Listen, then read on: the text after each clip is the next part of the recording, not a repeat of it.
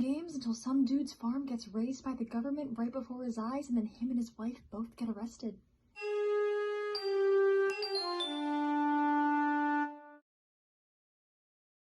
Hello, my excellent good friends. How are your Rebels rewatches going? I hope you're having fun. I'm certainly having fun. Welcome back to Rebels Revisited. Today we are talking about Fight or Flight. Let's get to it. This is Fight or Flight Revisited. I'm gonna say it. This isn't a popular opinion, but I'm gonna say it. I appreciate the chaos of this episode. I appreciate a good shenanigan. I do. People watch this and call it stupid. I watch this, I call it fun, personally. Listen, this might not be the most serious episode, but it still has a purpose. For one thing, a part of the goal of the series is to have parts that are lighthearted, where you just go with it, laugh along, and don't take yourself too seriously. Like, that's the tonal purpose of some of these episodes.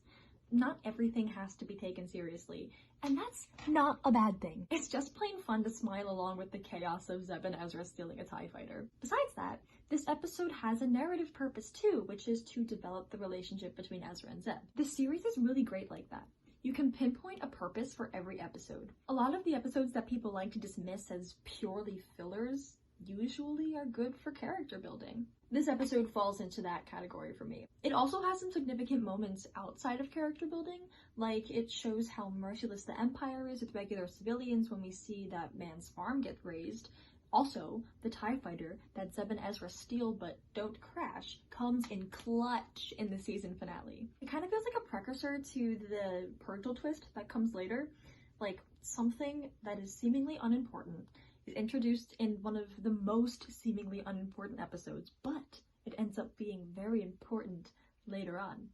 I need to mention Kanan and Hera in this episode, okay? Kanan literally says, "It's a lot more peaceful aboard with the kids gone." Listen, these two are space married. Like, they've literally been in a relationship for the entire series. I have seen people call them a slow burn, as if they didn't get together until season 4. They've been together the whole time. They've just had to put their relationship on the back burner because being rebels doesn't allow time for that sort of thing. The climax and the payoff of their relationship, yeah, that's season 4, but you can't convince me that they weren't in a relationship since before the series started. Kanan has been in love with her since A New Dawn. There is no way he waited that long.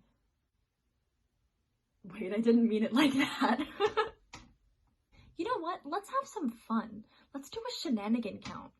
We got Chopper the murder droid. This important image. Imperial Commander Meiluron. Zeb is a genius. This is not the TIE fighter you're looking for. This entire sequence. Just the whole thing. All for fruit. I have so much nostalgia for that line. Like, my brother and I used to quote it like back and forth at each other all the time. We love a good shenanigan. Now, yes, I will bring this up literally any time I possibly can. Look at this beautiful scenic shot.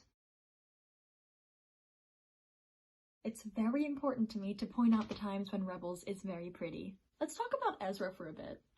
I really like the way that this show deals with his Force sensitivity. He's strong with the Force, but he can't really control it at all. He has only effectively used the Force by accident in an emotional outburst. Otherwise, he struggles to do anything outside of sensing things through the Force. It would have been easy to say, oh, he's strong with the Force, look at everything he can naturally do.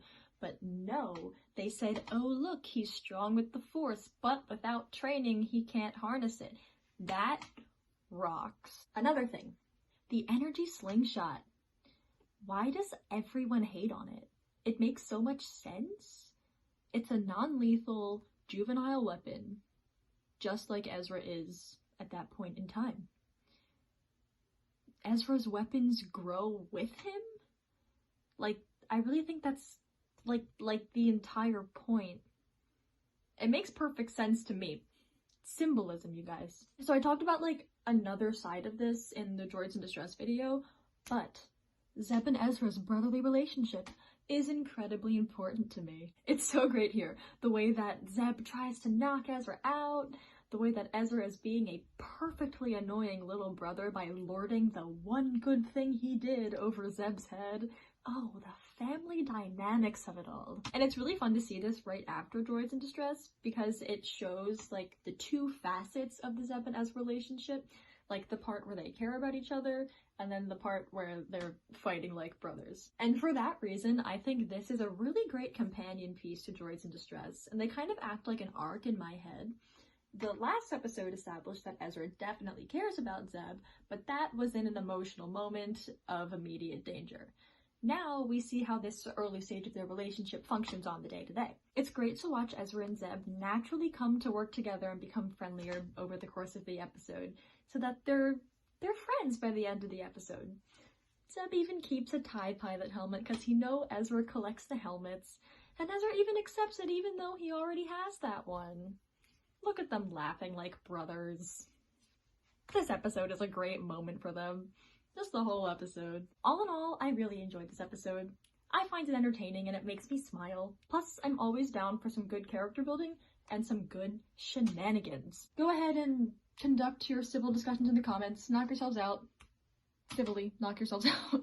See you in the next installment. I'm really excited about it. The next episode is one of my favorites in all of season 1. Until then, thanks for tuning in, and may the Force be with you always.